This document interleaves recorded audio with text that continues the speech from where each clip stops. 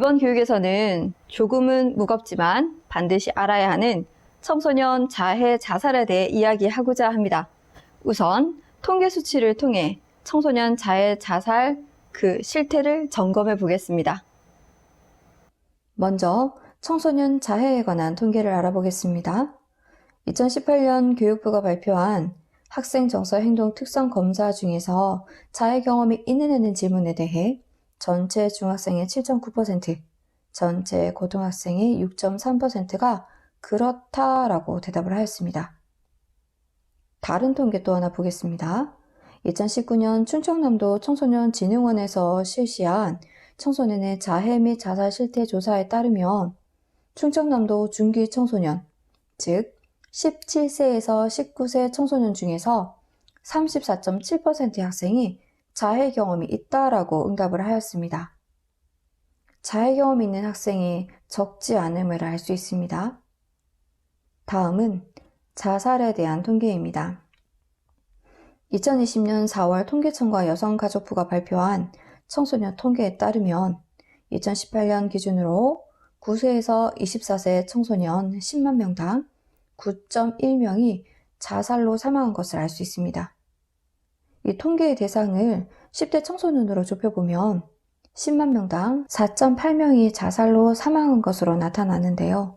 이 수치는 전년 대비 21.1% 증가한 것이라고 합니다. 점점 10대 청소년의 자살 비중이 높아진다는 것을 알 수 있습니다. 그리고 통계청과 여성가족부가 발표한 청소년 사망 원인의 1위는 자살이었습니다. 자살로 사망하는 청소년이 안전사고와 암으로 사망하는 청소년보다 더 많다는 것이 대한민국의 현실입니다. OECD 국가 기준 대한민국의 청소년들의 행복은 꼴찌입니다. 그러나 자살률은 1위를 기록한 바 있습니다. 이게 대한민국의 슬픈 현실인데요. 이번 교육을 통해서 청소년 자해 자살에서 올바로 알고 아이들을 위기에서 구해줄 방법을 찾아보도록 하겠습니다.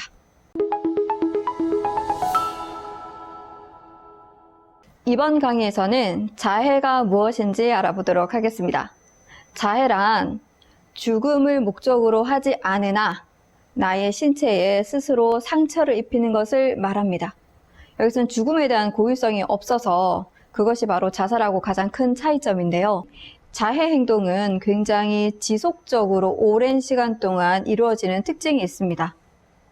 자해를 한다고 해서 반드시 자살을 하는 건 아니지만 자살을 했던 사람들을 돌이켜보면 40에서 60%는 자해 경험이 있다고 합니다. 그래서 자해를 우리는 심각한 수준으로 바라봐야 된다는 거죠. 자해가 지속적으로 이루어진다는 것은 어떤 의미인고 했더니 그것은 바로 하면 할수록 강도가 세진다는 것, 그리고 그 수법이 대담해진다는 것, 그래서 나에게 좀 더 심하게 상처를 입힐 수 있다는 것, 그래서 잘못했을 때 자살로 이어질 수 있다는 위험이 있습니다. 그런데 이 자해를 왜 하는 걸까요? 이렇게 아프고 조금만 잘못하면 죽음에 이를 수 있는 이 자해를 아이들은 왜 할까요?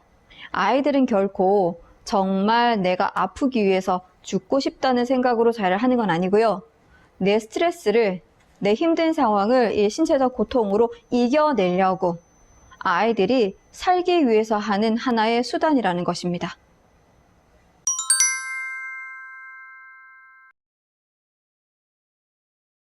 자, 그러면 자해 행동이 어떤 건지 한번 알아보도록 할게요. 부모님들 아이들이 손톱을 물어뜯는 거 흔히 보셨죠? 이렇게 손톱을 물어뜯는 것도 자해 행동이고요. 머리카락을 뽑는 행동들도 자해 행동이라고 합니다. 그리고 내 피부에 상처가 나도록 세게 긁어준다거나 도구를 이용하여 내 몸에 상처를 직접적으로 내는 모든 행동들이 자해라고 합니다. 이게 우리가 흔히 알고 있는 아이들의 자해 행동이었는데요. 요즘은 자해 행동이 조금 더 넓어지고 있어요. 범위가 커지고 있어요.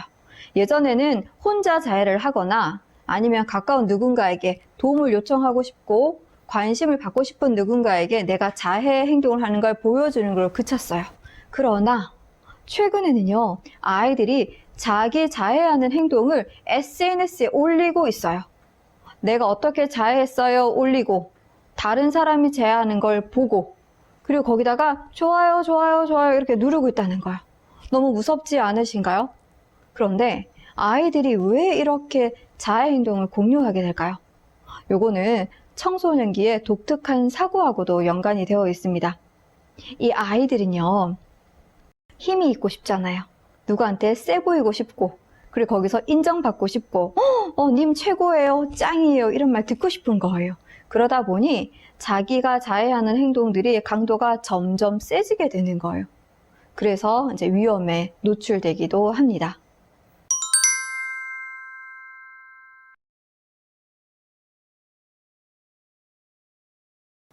아이들의 자해 행동에서는 반드시 징후가 나타나게 되어 있어요. 그래서 부모님들이 아이를 봤을 때 알 수 없는 몸자국이나 화상자국이 있다거나 옷이나 이불에 핏자국이 묻어 있다거나 상처에 대해서 이유를 물어보았을 때 아이들이 대답을 하지 못한다거나 상처를 가리기 위해서 긴 옷을 고집한다거나 소지품에 날카로운 물건들을 가지고 다닌다거나 이런 모든 것들도 자해의 징후라고 할 수 있습니다.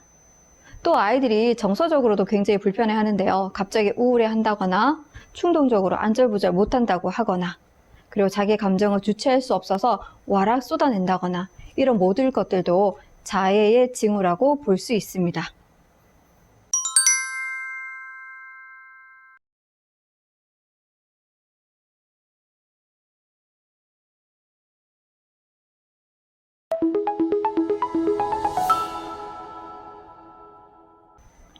이번 강의에서는 청소년의 자살에 대해서 알아보도록 하겠습니다. 자살은 누구나 다 알고 있죠. 네, 스스로 나의 생명을 멈추게 하는 모든 행동들을 자살행위라고 합니다. 우리 청소년들이 자살하는 유형에는 6가지가 있어요. 그 6가지를 먼저 알아보도록 하겠습니다. 첫 번째는 사고로 인한 자살입니다. 사고로 인한 자살이라고? 그게 사고지 자살이야 라고 생각하시겠지만 청소년 아이들의 독특한 사고를 이해하시면 그럴 수 있겠다 라고 이해하시게 될 거예요. 청소년의 독특한 사고 중에 하나는요, 개인적 우화라는 게 있어요. 이게 뭐냐면 나는 굉장히 특별해. 다른 사람하고는 달라. 그래서 다른 사람에 일어나는 실패, 실수, 힘든 그런 일들은 절대로 나한테 일어나지 않을 거야 라고 생각을 하게 되죠. 그래서 아이들이 공부는 하지 않지만 시험 점수는 잘 나올 거라 생각을 하고요. 내가 피임은 하지 않았지만 임신은 안 될 거라고 생각한답니다. 이게 아이들의 독특한 사고예요. 그래서 위험한 행동들을 하게 되죠. 위험한 행동들을 왜 하니 했더니 이 청소년기 아이들은 힘을 굉장히 강조하고 주목받고 싶잖아요. 또래관계도 굉장히 중요하게 생각하고 그래서 아이들한테 나 이만큼 세, 나 이만큼 독특한 경험을 해봤어. 이걸 표현해 주다 보면 나도 모르게 그만 자살하게 되는 경우가 있답니다. 이게 첫 번째, 사고로 인한 자살입니다. 두 번째는요, 누군가에게 도움을 요청하다가 생기는 자살입니다. 이건 뭐냐면 쉽게 말해서 내가 힘들다는 걸 누구한테 알려주려고 자해 행동을 하다가 그 정도가 조금 지나쳐서 죽음을 맞이하게 되는 것, 이걸 도움을 요청하다가 자살하게 되는 방법이라고 얘기를 합니다. 세 번째는요, 아이들이 누군가에게 분노를 표출하는 것, 내가 이만큼 힘들었으니까 너도 한번 힘들어봐 라고 그런 메시지를 전달하기 위해서 복수를 위한 자살을 하기도 합니다. 또한 현실에서 벗어나고자 자살을 하기도 하고요. 근데 굉장히 충동적인 자살이 많다는 거예요. 그리고 또한 아이들한테 자기에게 굉장히 중요한 누군가가 죽음을 맞이했다면 여기서 동반 자살을 하거나 모방 자살을 하기도 한답니다. 이 6가지가 아이들에게 나타나는 자살의 유형이었습니다.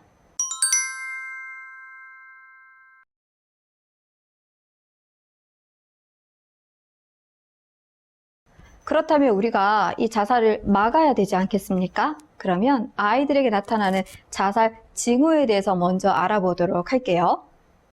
첫 번째 자살 징후는요, 아이들이 자살에 굉장히 몰두한다는 거예요. 자살하고 싶다거나 자살을 하겠다고 누군가를 위협하는 행동들, 자살에 대한 편지를 쓴다던가 이런 거예요. 그리고 평소에 잘 먹던 애가 먹지 않는다거나 잠을 잘 자던 애가 잠을 자지 않는다거나, 좋아하던 활동을 하기 싫어한다거나, 성적이 두두두두 떨어진다거나, 그리고 아주 아끼던 물건을 남들에게 가지라고 나눠준다거나, 이렇게 평소와는 다른 생활 패턴을 보이고 있어요. 그럴 때 우리는 아이에게 이 아이가 힘든 일이 있구나 라고 빨리 캐치를 해주셔야 돼요. 그 이외에도 갑자기 우울감을 보인다거나, 갑자기 충동적인 행동들을 하고 안절부절한다거나, 약물에 의존한다거나, 이런 행동들을 하게 되는데요. 쉽게 말해서 아이들이 평소와 다른 어떤 행동을 할 때 뭔가 다르다, 부모님들은 직감을 하실 수 있죠. 그때 아이들에게 무슨 일이 있구나 하고 관심을 보여줘야 하는 순간이라는 거 꼭 기억해 주셨으면 좋겠습니다.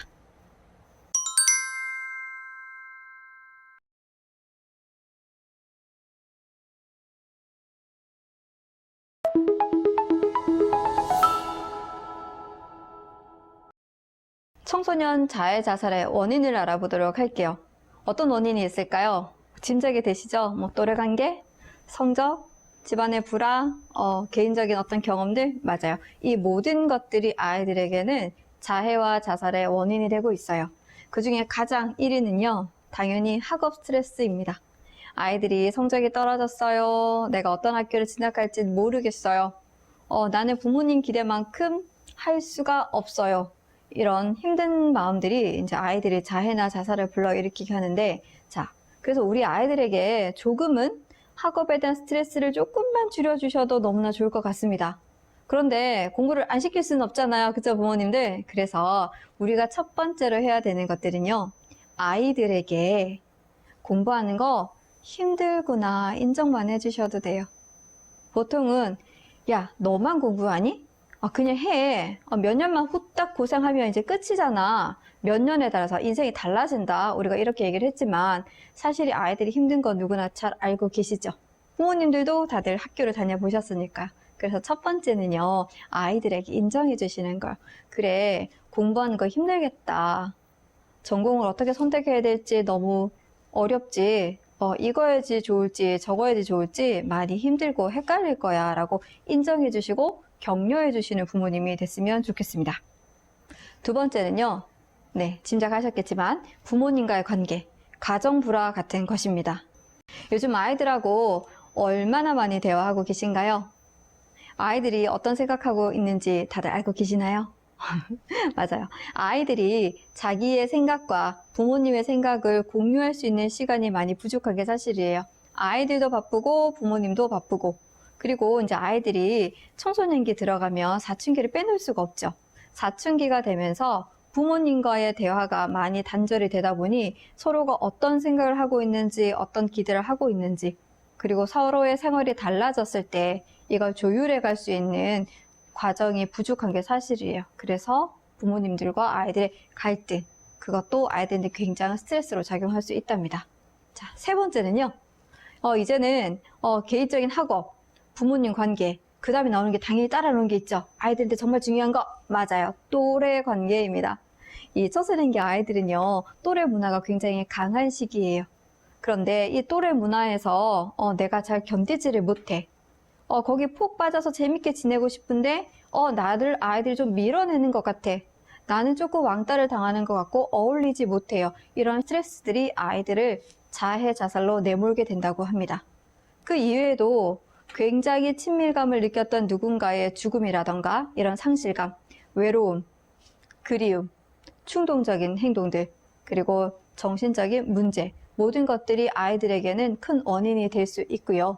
마지막으로 경제적인 어려움이나 사회적 박탈감 등도 느낀다고 합니다. 부모님들 생각하시기에 아니 학교 다니는 녀석들이 무슨 사회적인 박탈감이 많고 무슨 경제적인 어려움을 그렇게 많이 느끼겠어 하겠지만 사실은 학교 밖에 있는 청소년들도 굉장히 많죠. 아이들이 경제적인 어려움이나 기타 여러 가지 여건들로 인하여 학교에 다니지 못하고 생업에 종사하고 있는 아이들도 굉장히 많답니다. 또래 친구들은 학교를 다니고 꿈을 키우는 이 시간에 나는 일을 해서 돈을 벌어야 된다는 경험들은 굉장한 스트레스로 작용할 수 있습니다. 이 모든 것들이 아이들한테는 자해와 자살의 원인이 되고 있습니다. 이제 원인을 알았다면 그 해결책도 찾을 수 있겠죠, 부모님들? 저와 함께 그 해결책을 찾아보도록 하겠습니다.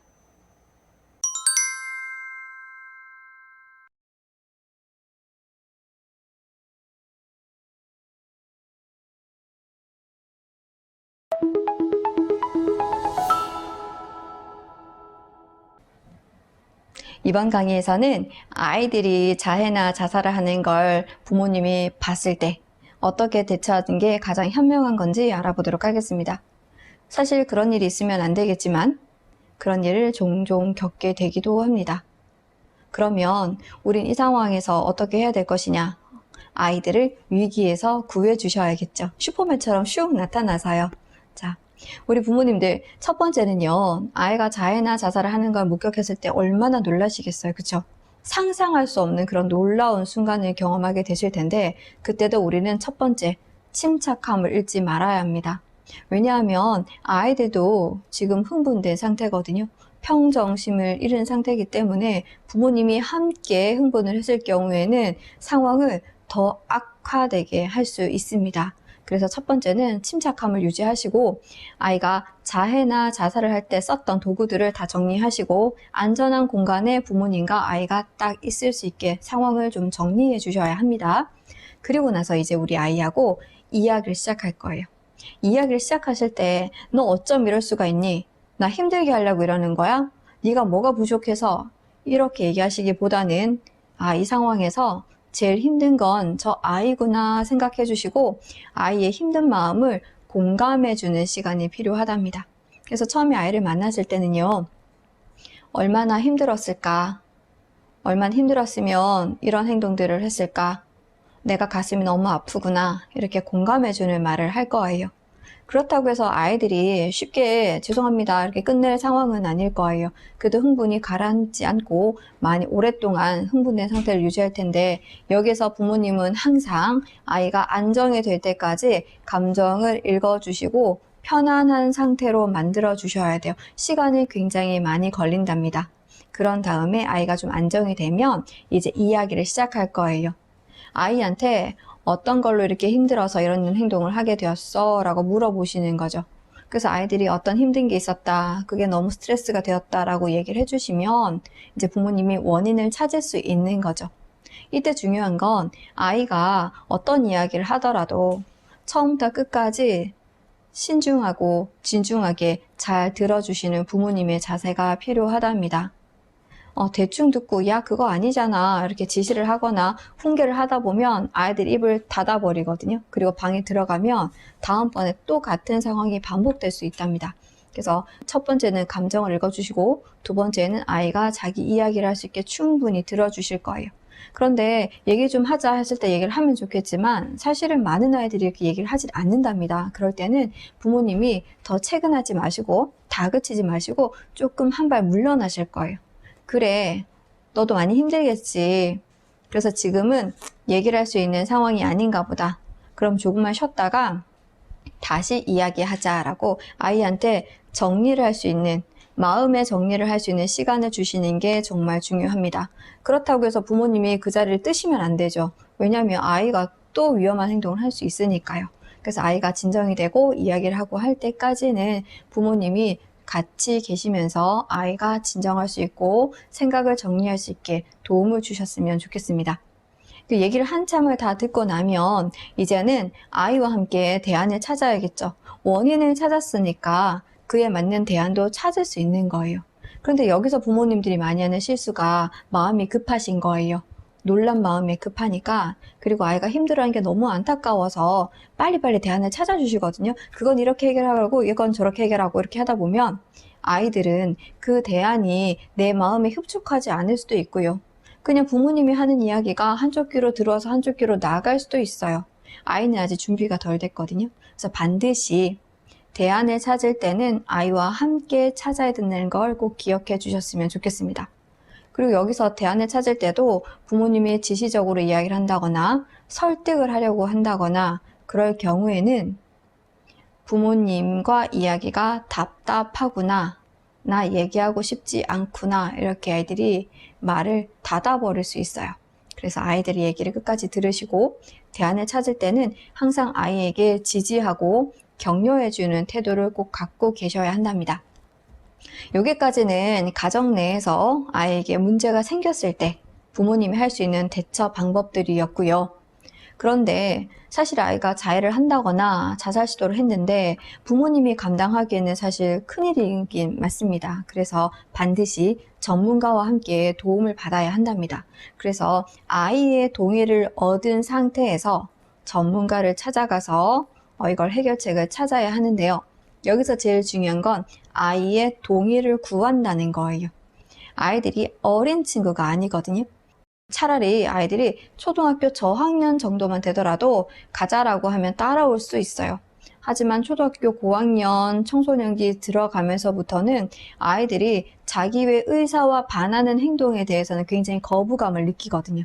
실컷 얘기를 다 들어주시고 부모님이 내 편이구나 아이가 이제 느꼈는 상황인데 여기서 동의를 구하지 않고 아이를 그냥 데리고 병원이든 상담실을 찾게 되면 아이들은 나 이해해주는 것 같더니 아니었나 봐 하고 부모님하고 사이가 더 벌어질 수도 있습니다. 그리고 병원 같은 데 데려갔을 때 아이들이 굉장히 반감을 가지거든요. 내가 이상한 거야? 내가 정신병이 있는 거야? 엄마 아빠 그렇게 생각하는 거야? 이럴 수 있으니까 반드시 동의를 구하시고 전문가를 찾아가서 도움을 받으시면 좋겠습니다. 아이와 함께 이야기할 때는 침착함을 잃지 않으셔야 되고 감정을 충분히 공감해 주실 것, 아이의 이야기를 충분히 들어주실 것, 대안을 함께 찾으시는데 설득이나 훈계가 아니고 아이와 함께 반드시 찾으셔야 되고요. 또 하나, 전문가와 상의를 하는 거 꼭 기억해 주셨으면 좋겠습니다.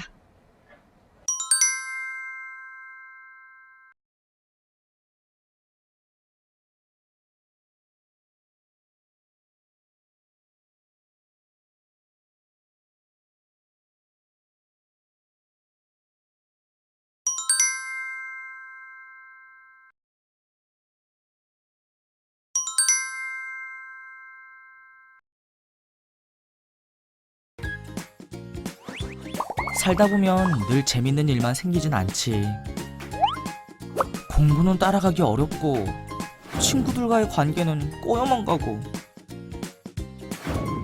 어려운 문제들과 무서운 사람들. 나도 한다고는 하는데 힘든 일들은 겹쳐와.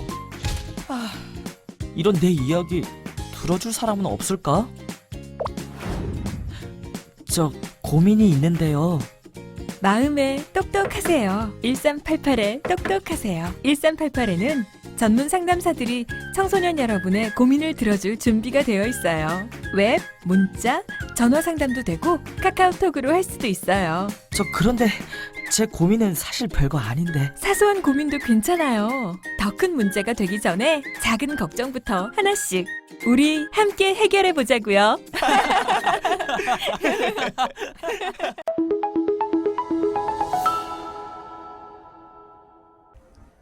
이번 강의에서는 청소년 아이들의 자해와 자살을 예방할 수 있도록 그 아이들을 도와주는 방법을 찾아보려고 합니다. 그런데요, 이 청소년 아이들은 바로 사춘기에 있는 아이들이죠. 그래서 우리가 사춘기에 대해서 먼저 알아봐야 한답니다. 사춘기 특징을 모르고서는 이 아이들을 도와줄 수가 없거든요. 그래서 이번 시간에는 사춘기의 특징을 먼저 알아보도록 하겠습니다. 어떠세요, 부모님들? 아이들 사춘기에는 괜찮은가요? 많이 힘드시죠? 감정이 하루도 여러 번 왔다 갔다 하고 어디에 맞춰줘야 될지 몰라서 굉장히 힘드실까요, 어머님들이? 아버님들도 똑같을 것 같고요. 자, 그러면 사춘기는 언제 시작하는지부터 좀 알아보도록 할게요. 예전에는 중학교, 고등학교 다니는 보통 그 아이들, 14세 이상의 아이들이 사춘기를 시작한다고 했어요. 그런데 요즘은 아이들이 워낙에 조숙해서 1.5세에서 2세 정도 사춘기가 빨라졌다고 하고 있어요. 그래서 사춘기 하면 예전에는 청소년기라고 얘기를 했지만 요즘에 사춘기 하면 초등학교 5, 6학년에 시작을 해서 고등학생쯤 끝나는 걸로 알고 계시면 된답니다. 자, 사춘기의 특징 다들 기억하시나요, 부모님들? 한번 생각해 볼까요? 과거로 쑥 돌아가서 부모님들의 사춘기는 어땠나요? 이렇게 여쭤보면 대부분의 부모님들 이렇게 얘기하시죠. 저는요, 사춘기가 뭔지도 모를 정도로 가볍게 잘 지내갔어요 라고 얘기하시거든요. 어떤 분은 난 사춘기가 아예 없었어요 라고 얘기하시는 분도 있어요. 그러나 그거는 단지 우리들의 생각일 뿐이고요. 그 이유는 부모님들께 물어봐야 안답니다. 우리가 어떤 만행을 저질렀는지는 사실 우리는 알 수가 없지요. 자, 우리 아이들의 사춘기도 부모님들은 다 겪어서 알고 계시겠지만 사실 우리 아이들은 잘 모를 수도 있답니다.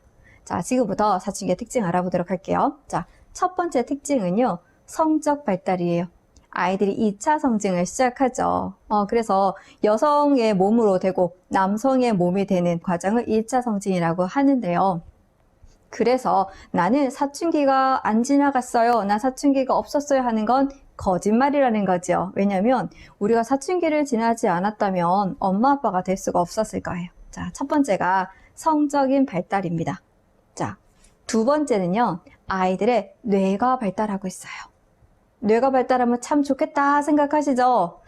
초등학교 때 그 애기처럼 지냈던 걸 좀 벗어나서 어른답게 그 연령에 맞게 사고를 하고 너무 좋겠다 하시지만 사실 청소년기 아이들이 그렇게 썩 괜찮은 사고를 하지는 못하고 있어요.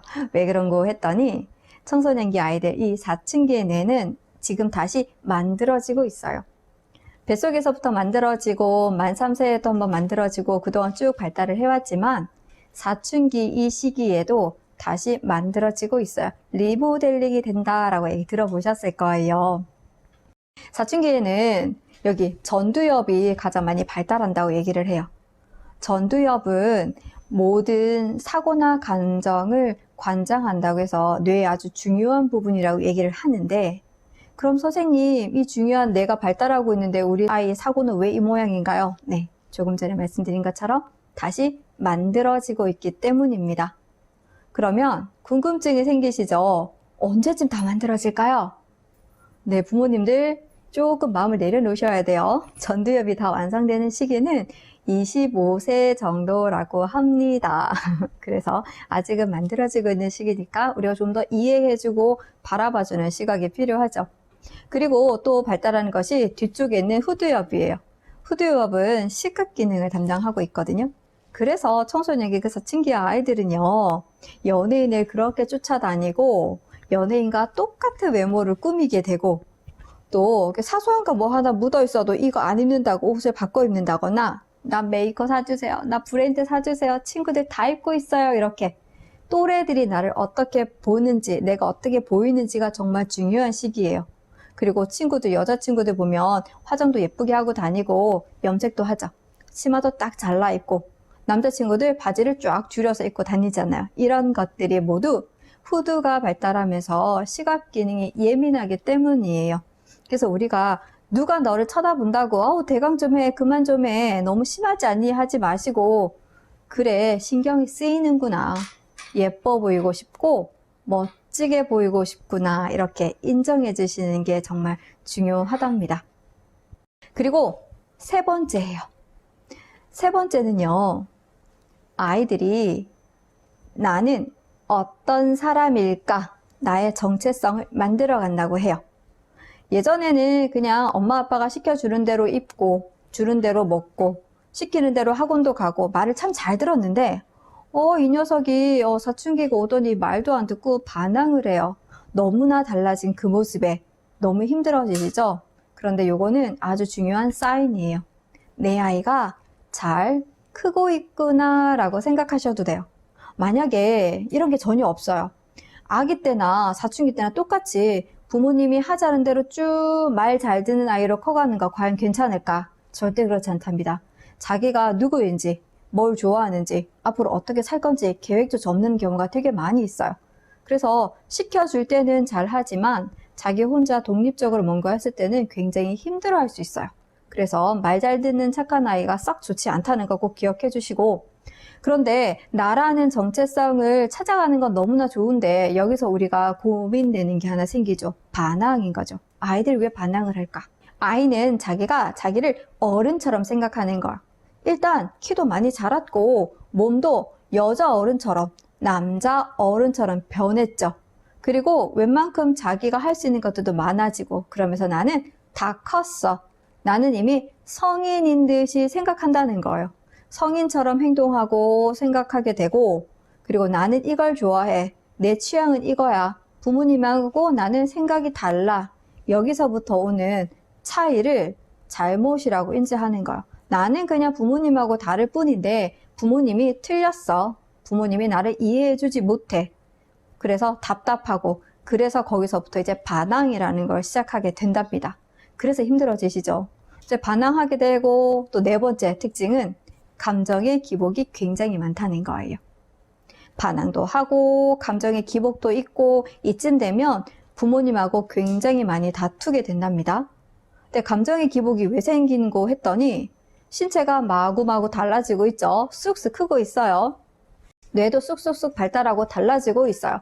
그러면 아이들이 몸이 성장하는 거에 따라서 정신 연령도 따라가 줘야 되는데 정서 발달은 거기에 못 미친다는 거. 그래서 몸 따로 정서 따로 둘 사이에서 아이들이 우왕좌왕 너무 힘들어지는 거죠. 혼란스럽다는 거예요. 그래서 그 개입 속에서 아이들이 감정이 기복이 심해지고 혼란스럽게 되는 거예요.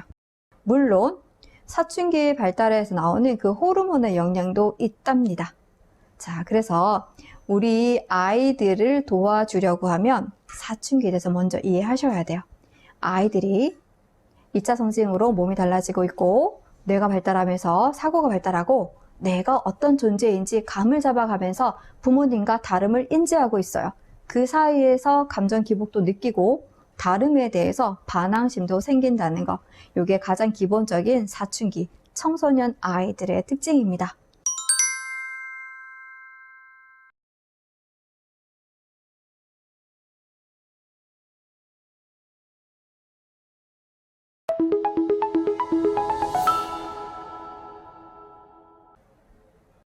지난 강의에서 청소년 자해 자살의 원인은 스트레스, 힘듦이라고 말씀을 드렸습니다.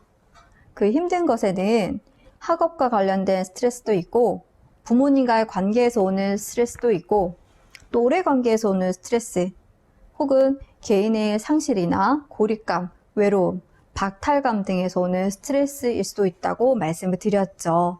자, 그러면 우리 아이들을 자해나 자살로부터 보호하기 위해서는 아이들에게 이 스트레스를 해소할 수 있는 방법을 찾아주는 거예요.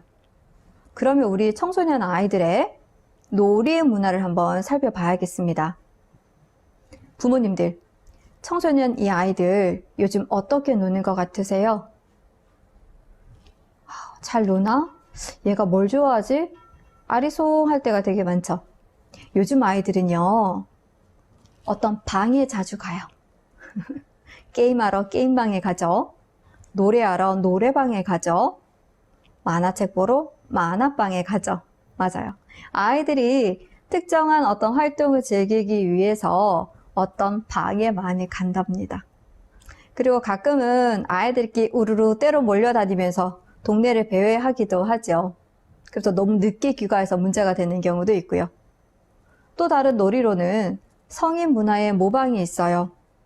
아이들이 성인처럼 음주를 즐긴다거나 흡연을 한다거나, 그리고 화장도 많이 하게 되죠.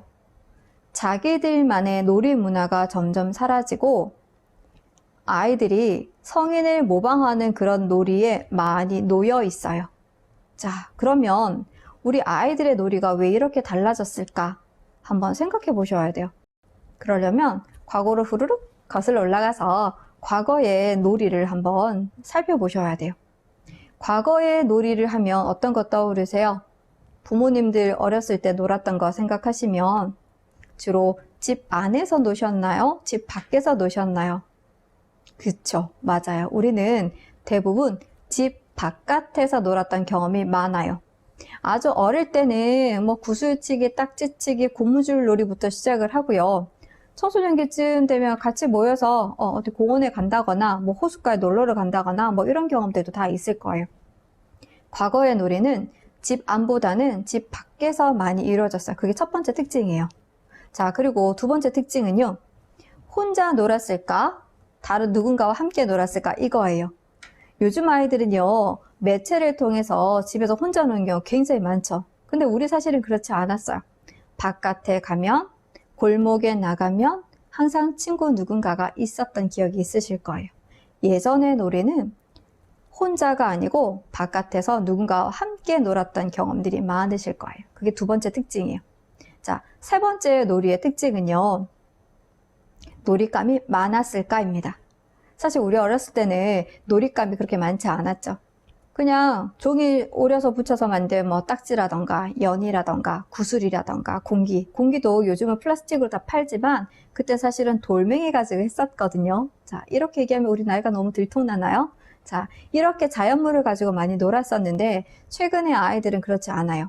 어렸을 때 아이들은 플라스틱이나 괜찮으면 조금 괜찮은 거면 원목으로 만들어진 교구라는 거, 장난감을 가지고 놀게 되고 아동기나 청소년기가 되면 이제 게임 같은 걸 많이 하면서 태블릿 PC, 핸드폰, 뭐 아이패드, 뭐 컴퓨터 이런 거 많이 쓰게 되죠.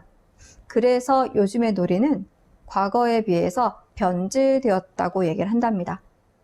외부에서 친구들과 함께 자연과 더불어서 놀았던 것이 예전의 놀이인데 요즘의 놀이는 집안에서 대부분 혼자 매체를 통해서 놀이하는 경우가 많다는 거예요. 그래서 놀이 문화가 변질되었다라고 하는 거예요. 자, 그러면 이 놀이가 무엇인지 왜 중요한지 알아야겠죠. 변질되었다는 건 뭔가 안 좋아졌다는 건데요. 놀이는요, 즐거움을 목적으로 하는 모든 활동을 놀이라고 했어요. 그래서 어른들은 설거지가 굉장히 귀찮은 거지만 애들 눈에는 재밌겠다, 나 한번 해봐야지 하면 설거지도 재밌는 놀이가 될 수 있다고 합니다. 이 놀이가 정말 중요한 건 즐거움 그 자체라는 거예요. 내가 이 활동을 하면서 즐거워지고 그를 통해서 스트레스가 해소되고 그게 놀이의 주 목적입니다. 그런 놀이를 요즘 아이들은 제대로 할 수가 없으니까 안에 있던 스트레스들이 밖으로 나갈 기회가 그만큼 부족해지는 거예요. 그래서 우리 아이들에게는 놀이 문화를 찾아주셔야 돼요. 그런데 사실 애기들 같은 경우는 목마도 태워주고 그네도 태워주고 외출도 같이 하면서 재밌게 놀 수 있어요. 하지만 다들 경험해 보셨죠? 아이들이 초등학교 한 3학년, 4학년만 돼도 부모님과는 이제 그만 놀 거예요. 나 친구들이랑 놀 거예요. 이렇게 되기 때문에 이 청소년기 아이들하고 함께 놀이를 한다는 건 그렇게 쉽지만은 않을 거예요. 그래서 중요한 건요, 놀이 문화가 있어야 된다는 거예요. 어디에? 그 집에. 자, 청소년기의 놀이는요, 아이들처럼 뭐 장난감을 갖고 논다거나 이런 건 절대 될 수 없고요. 청소년기에 부모님들하고 할 수 있는 놀이는 취미 활동입니다. 어떤 취미를 공유하면서 유대감을 형성하고 대화할 수 있는 거리를 만들어 온다는 거예요.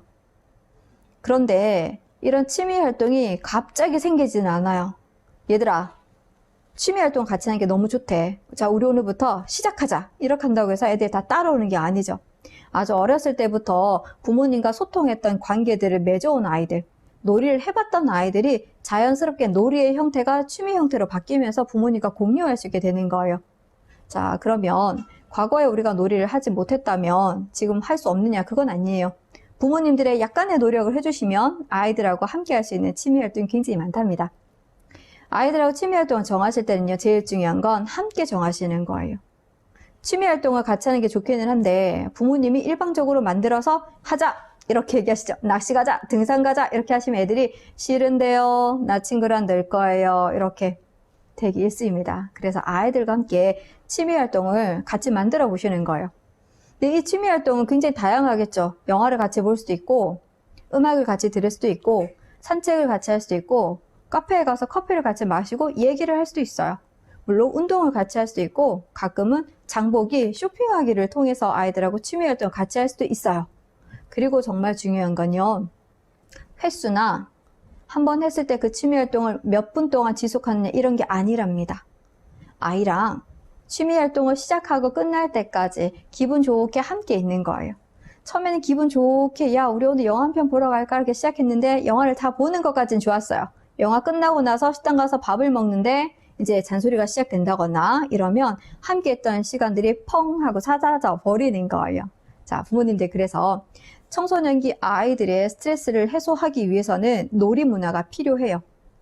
그 놀이 문화 중에서도 또래하고 하는 놀이는 아이들에게 맡겨두실 거예요. 그 우리가 터치할 부분이 아니고 우리는 가정 안에서 이 내 아이와 부모가 어떻게 놀이 문화를 만들어 갈 것이냐.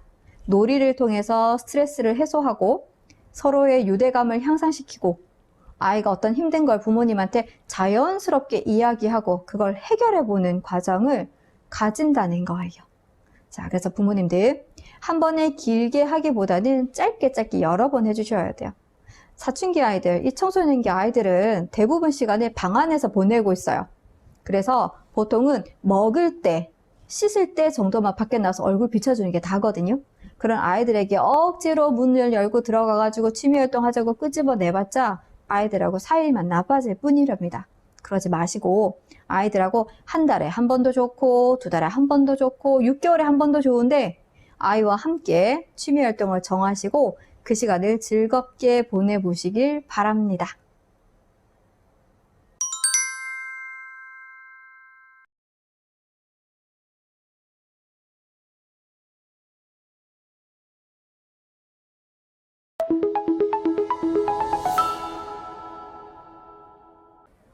청소년 자해자살을 막기 위한 방법, 그 중에 또 하나 중요한 것이 부모님과 대화를 하는 것입니다. 사실은 그 특정한 대상이 부모님이 아니더라 하더라도 누군가 한 사람만 그 아이의 이야기를 들어준다면 그 아이는 결코 죽지 않는다고 합니다. 다른 누군가보다는 그 얘기를 들어주는 그 한 사람이 저는 부모님이 되셨으면 좋겠습니다. 그런데 우리가 아이들하고 대화를 잘 하고 싶지만 사실은 5분을 넘기기가 어렵다는 게 현실입니다. 경험해 보셨죠? 네, 맞아요. 이 청소년기 아이들, 감정이 오르락 내리락 하는 이 아이들하고는요, 대화하는 게 사실 그렇게 쉽지 않아요. 처음에는 좋은 마음으로 아이를 격려해주고 위로해주고 얘기를 좀 들어줘야겠다 하다가도 얘기를 하다 보면 얘기가 자꾸 산으로 가는 거예요. 아이가 자기 합리화하기도 하고 부모님께 함부로 대하기도 하고 얘기하기 싫다고 나가라고 얘기하기 일쑤이죠. 그러다 보니까 부모님은 속상한 거예요. 아니 나는 너랑 얘기하고 싶어서 왔는데 도움을 주려고 왔는데 이 애가 받아주지 않으니 부모님도 한껏 속상하고 실망하게 되는 거예요. 그래서 아이랑 감정적으로 쿵 하고 부딪히면서 대화가 더 이상 할 수가 없게 되는 거죠. 그래서 부모님은 애가 말을 안 해요. 애가 나를 싫어해요. 나랑 대화조차 하지 않으려고 해서 힘들어하고 아이들 같은 경우는 부모님 날 너무 재촉해요. 내 마음을 모르고요. 뭘 자꾸 물어봐요. 이렇게 해서 대화를 못하게 된답니다. 자, 그래서 우리 청소년기 아이들하고 대화를 제대로 하는 게 자살, 자해 예방에 가장 중요하다고 합니다. 왜냐하면 아이들은 자기의 힘든 것들을 부모님께 이야기를 하게 되면 부모님이 도와줄 수 있잖아요. 얼마든지 환영하고 도와줄 수 있죠. 그런 과정을 거치기 위해서 대화가 반드시 필요하다고 합니다. 자, 그럼 우리 집에 대화를 어떻게 했는지 한번 살펴볼까요? 자, 아이랑 언제 대화하셨어요? 기억도 안 난다고요? 한번 대화를 하면 몇 분 하시나요? 5분 넘기기 힘드시고요. 자, 어떤 대화할 때 주고받는 탁구공처럼 주고받는 대화 되시나요? 아니죠. 보통 어머님, 아버님이 두두두두 얘기하고 애들은 입을 꾹 다물고 있다가 네 알겠어요. 의미 없이 한마디 던지고 방으로 간다거나 이런 경험 굉장히 많으실 거예요. 자, 그럼 우리 청소년기 아이들하고 대화할 때는요. 가장 중요한 건 주거니 받거니 대화하는 거예요. 주거니 받거니 대화하려면 이 아이의 감정 상태를 먼저 읽으셔야겠죠. 그래서 첫 번째는요. 아이들하고 대화할 때는 감정을 잘 읽어주셔야 돼요. 이거는 부모 교육 시간에 정말 귀가 아프도록 들으셨을 거예요. 화났구나, 화가 났네, 어머나, 짜증난 것 같구나, 속상하겠다. 맞아요. 이런 것들이 감정 읽기거든요. 근데 이 감정 읽기를 한번 한다고 해서 아이들의 감정에 쑥 깔아앉는 게 아니에요. 그래서 부모님들이 감정 읽기를 몇 번 하다가 아우 이건 안 돼. 우리는 안 통해. 그냥 하지 않아야겠어. 이렇게 실망하시고 포기하시는 부분들 굉장히 많으신데요. 상담실에서도 아이들이 처음에 상담을 왔을 때 상담자에게 말을 하느냐? 절대 그렇지 않죠. 상담자들이 가장 어려워하는 내담자는요, 바로 청소년기 아이들이에요. 청소년들 중에서 자발적으로 상담실에 온다면 문제가 좀 달라지긴 하는데, 대부분의 아이들은 비자발적으로 부모님이나 선생님의 권유로 거의 억지로 오다시피 하다 보니 앞에 있는 상담자를 만났을 때도 부모님이나 선생님한테 적대적으로 대하듯이 똑같이 대한답니다. 그래서 상담자가 어떤 감정을 읽어주면 됐어요, 그만하세요, 그냥 하는 말이죠, 이렇게 얘기를 해요. 그리고 한 달, 두 달 정도 시간이 지나고요. 서서히 상담자가 정말 자신의 마음을 읽어주는구나, 진짜 알아주는구나 라는 생각을 하게 되면 그때부터 마음의 문을 열고 이야기하기 시작해요. 좀 빠른 친구는 뭐 한 서너 번 정도 만났을 때부터 상담자랑 친밀감도 형성하고 얘기를 잘 하지만, 대부분의 아이들은 뭐 한두 달 정도는 그냥 이렇게 이 상담자가 정말 내 마음을 알아줄까 몰라줄까 이렇게 간보면서 지나가는 게 대부분이에요. 자, 그래서 부모님들도 아이한테 감정을 읽어주고 아이가 대화에 들어오려고 하면 최소한 한 달 이상의 시간은 꾸준히 해주셔야 된다는 거예요. 그래서 실망 금지, 좌절 금지, 부모님들 감정을 충분히 읽어주시고 기다려 주실 거예요.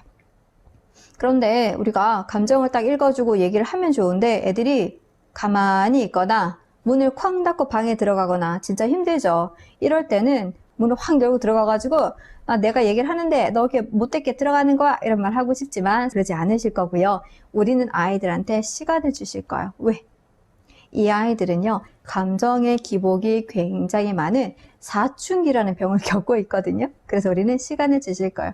어머, 화가 났구나 하고 얘기를 시작했지만 아이가 대화를 더 이상 하고 싶지 않아 해요. 아니면 화를 너무 많이 내요. 자, 이럴 때 멈추실 거예요. 화를 너무 많이 낸다 하실 때는요, 너 지금 화가 많이 나서 얘기할 준비가 안 됐구나, 화 좀 풀고 나중에 이야기하자고 멈추실 거예요.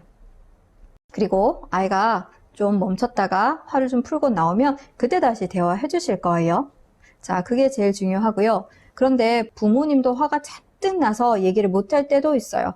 그럴 때는 어금니를 꽉 깨물고 있다 보자 이런 거 하지 마시고, 엄마도 아빠도 지금 좀 힘들어, 얘기를 할 수가 없을 것 같아, 우리 좀 쉬었다가 다시 얘기하자 하고 반드시 떨어져서 쉬는 시간을 가지셔야 합니다. 사춘기 아이들, 이 청소년기 아이들하고 대화하실 때 첫 번째는요, 감정을 읽어준다. 그러나 아이도 부모도 만약에 대화할 준비가 되지 않았다면 반드시 시간을 갖고 휴식해야 한다. 그리고 다시 만나야 된다. 이걸 꼭 기억해 주셨으면 좋겠습니다.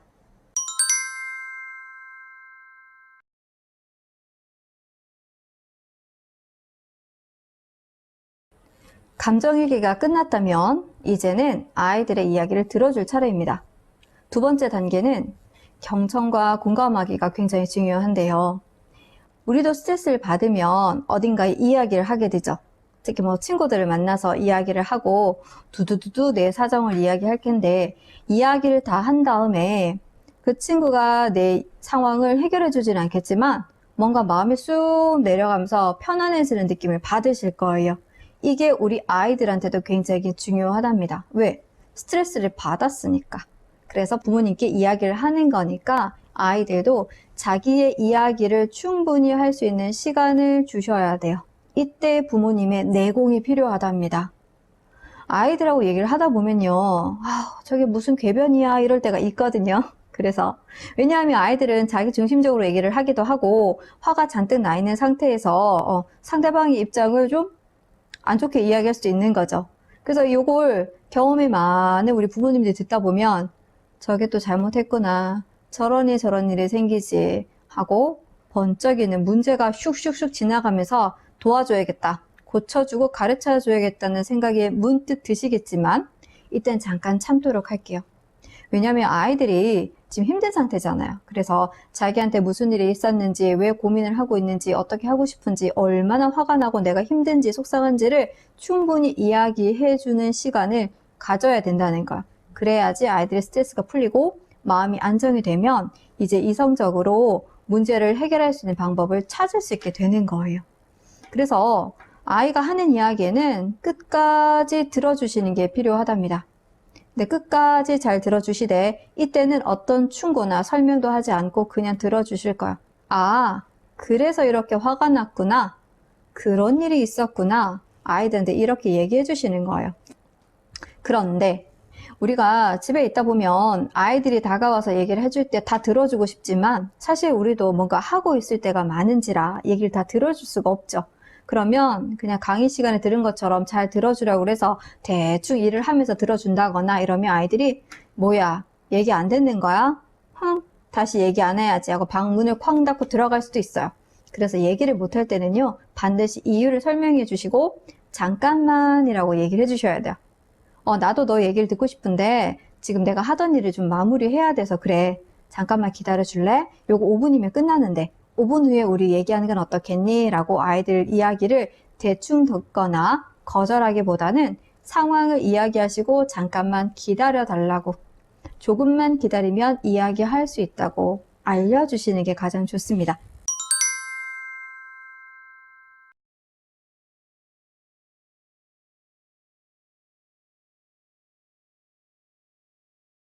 자, 그래서 첫 번째 감정 있게 잘해주셨고, 두 번째는 아이 얘기를 충분히 듣고 그랬구나 라고 갔으면 이쯤 되면 이제 아이도 굉장히 편안한 상태를 유지하고 이제는 문제를 해결할 수 있는 단계가 온 거예요.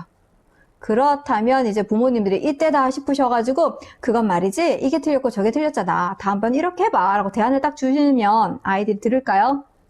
아니죠. 안 듣죠. 우리 아이들이 어떤가요? 청소년기잖아요. 뭐 4살, 5살 된 친구들이라면 이렇게 부모님의 대안을 딱 제시해주면 네, 알겠습니다 이렇게 할 수 있겠지만 사실 청소년기 아이들은 그렇지 않답니다. 자기가 이미 다 컸다고 생각하기도 하고 엄마 아빠랑 의견이 조금만 달라도 훅 하고 튕겨서 나가는 게 우리 사춘기 아이들이죠. 이 청소년기 아이들이잖아요. 그래서 아이들과 대화를 할 때는 나는 이렇게 생각하는데 너는 어떻게 생각하니? 한번 생각해봐 라고 부모님의 의견을 말해주시지만 결정은 하지 않을 것이고, 결정은 아이와 함께 하실 거고 아이의 의견을 최대한 존중해주는 방향으로 가게 될 겁니다.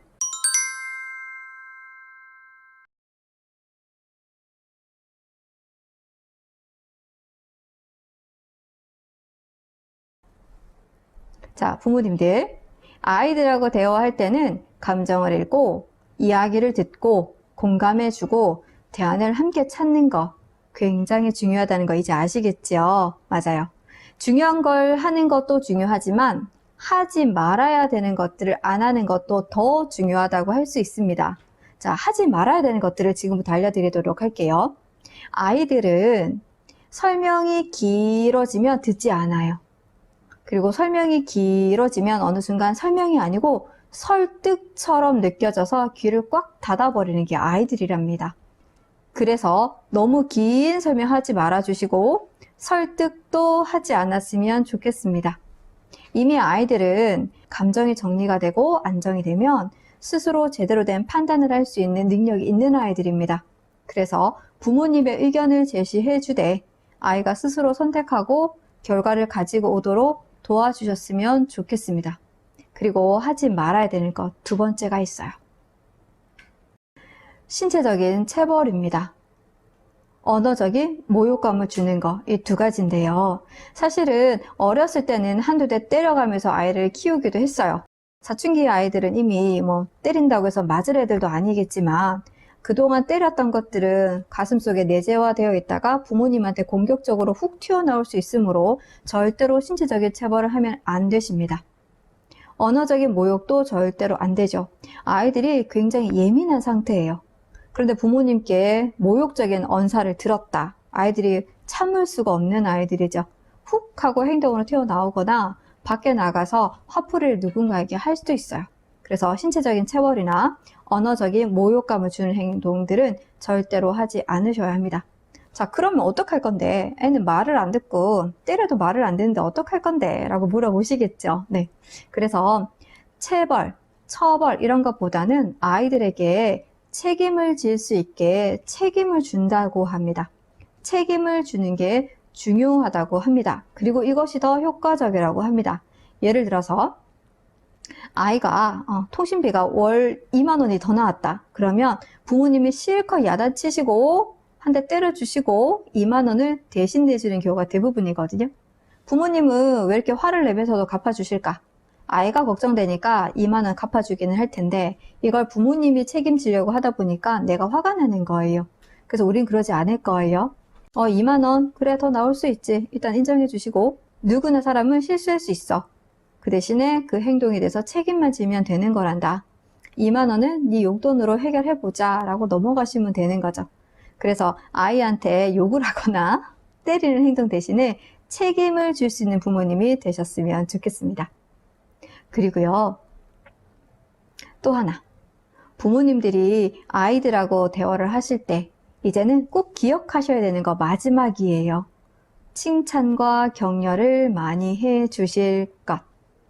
사실 우리 어렸을 때는요, 아이들이 목만 한번 가눠도 한 걸음만 떼도 덧셈 뺄셈 10개 중에 5개만 맞아와도 너무 잘했어 막 칭찬해주고 난리가 났잖아요.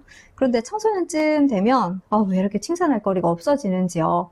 왜냐하면 아이들이 자기 일상을 잘하는 건 너무 당연한 거라서 우리가 칭찬해주지 않지만 너무나 당연한 걸 칭찬해줄 때 아이들은 그 행동을 더 잘하게 된답니다.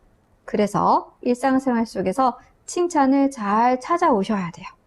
칭찬할 거리가 없어요 라고 하지 마시고 아주 사소한 것 하나라도 당연히 해야 하는 거겠지만 너무나 잘했을 때는 칭찬을 꼭 해주셨으면 좋겠습니다. 그리고 또 하나, 아이들이 실수를 하고 실패를 해서 좌절하고 있을 때가 있어요. 그때 우리 흔히들 하는 말은 괜찮아, 다시 해, 뭐 이런 격려죠. 근데 사실은 괜찮다는 말이 아이들 가슴에 와 닿지 않을 때가 굉장히 많이 있어요.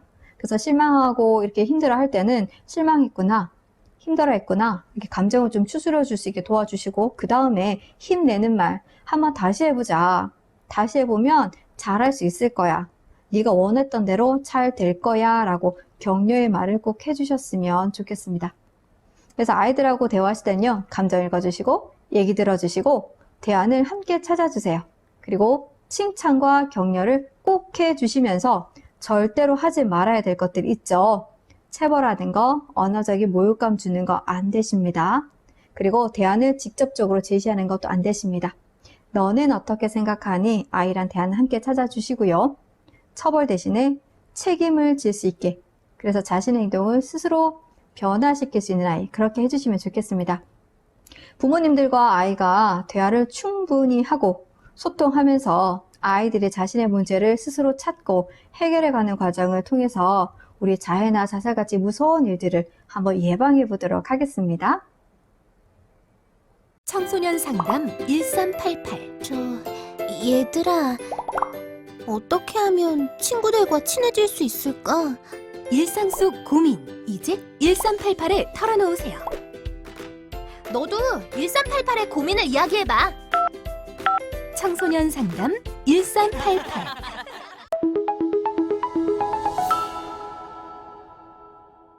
청소년의 자해 자살을 예방하기 위해서 아이들과 함께하는 놀이에 대해서도 알아봤고요. 가장 중요한 부모님과 대화에 대해서도 알아봤습니다. 이게 가장 양육에서 기본이죠. 놀이를 통해서 부모님과 안정된 관계를 만들고 대화를 통해서 갈등을 해결하고, 이게 가장 기본적인 건데 이 이외에도 아주 사소한 문제들로 아이들과 티격태격할 때가 있죠. 사실은 이 사소한 거라서 우리가 쉽게 넘어가지만 매일매일 일어나는 이 사소한 일을 잘 해결하셔야지 아이와 안정된 관계를 맺을 수가 있겠죠. 그래서 지금부터는 청소년기 아이들과 부모님이 가장 사소하게 갈등을 하는 10가지 행동에 대해서 어떻게 대처를 할 건지 우리 같이 알아보도록 하겠습니다.